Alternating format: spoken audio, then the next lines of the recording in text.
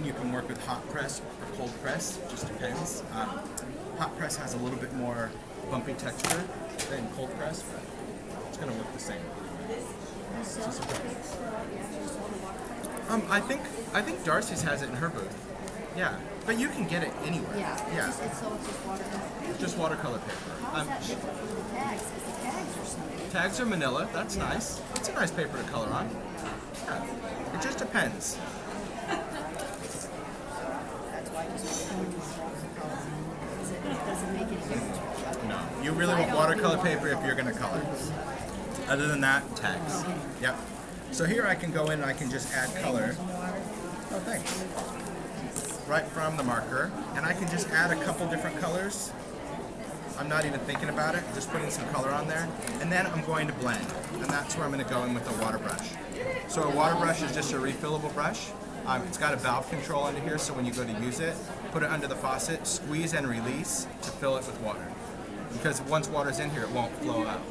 So when you connect these two, first time you use it, you simply push where it says push, and that's going to put water in the chamber. Once you get water in the bristles, you never have to push again. It will self-feed. So every time the bristles bend, it will dispense water, but it won't flood your surface with water. Because that's where I'm not really good with watercolor, because I would dip in water, touch the paper, and water would be everywhere. And I was like, Yeah, these are from Ranger. Yep. So what's nice about this is I can go in just with this little detail, and it is an actual paintbrush, which means even though it looks like a really fine point, if I want to go in with detail, I would just touch it with the point. But if I want to cover, a bigger area, I can use it almost like a mop because it's still a brush. So these inks are going to blend and react right on the paper. Easy enough.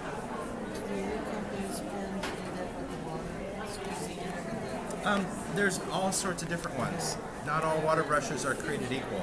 I mean, I've seen 3 packs for like $5, but what it is, it's a tube with bristles. So when you tip it over, let the games begin, because water is coming out everywhere. Now, when you're coloring with water as well, it is just important just to dry your layers. I think sometimes when people are watercoloring, they try to do too much when it's wet.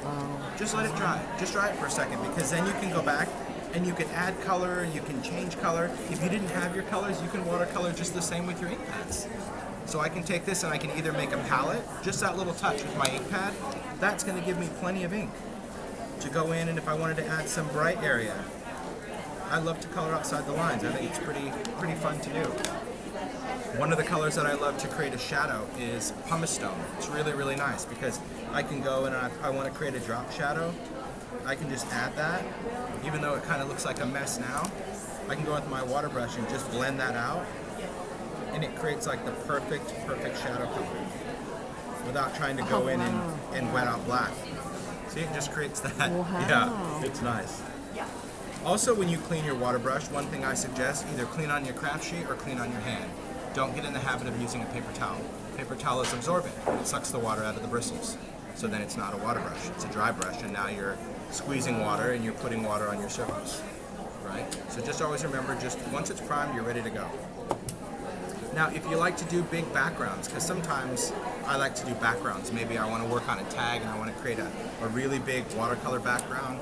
Maybe I'm using stains, but I want to go in and, let me just finish the start. I want to go in and add some elements. There's another type of water brush if you're that sort of colorer. I'm just adding dots, not even thinking about it. And then just go in and just blend with a little water. Blend a little star. If I want to add a little blue here, just blend it out. Super easy. Told you, it makes you look like you know what you're doing, but you may not have a clue. Because I don't.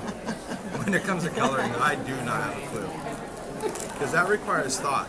It does. I always tell people when you create, thinking is overrated. Because really, people would lay out all their colors, see where they're going to start. And here, like, I wanted a little brown, so I just put a little brown there. And just blend it with water. But that's what's nice about watercolor paper. It doesn't pill when you add water to it. Where, like, when you work on cardstock or tags or something, you're going to get that.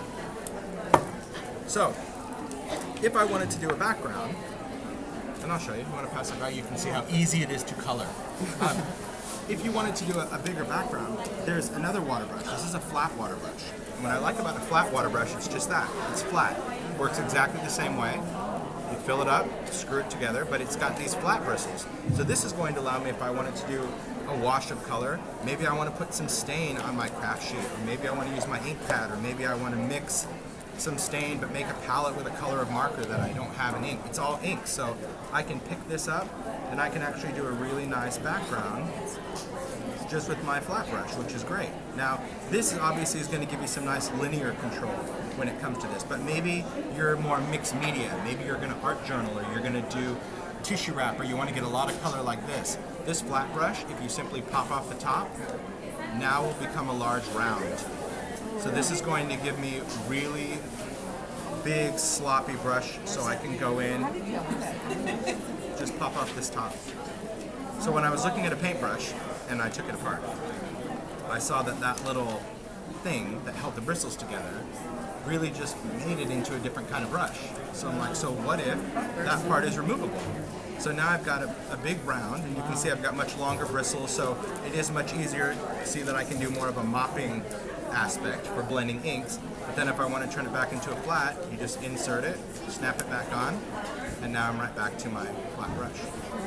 So it's nice because it just gives you, like, for me it's like a 2-in-1 brush. Like, I would own 2 different water brushes, but I don't need the third. That's how I am as the crafter, you know? 2 I can see it, but like then if there was another one, I'd be like, do I want a flat or a round? I don't need both. So now you get both.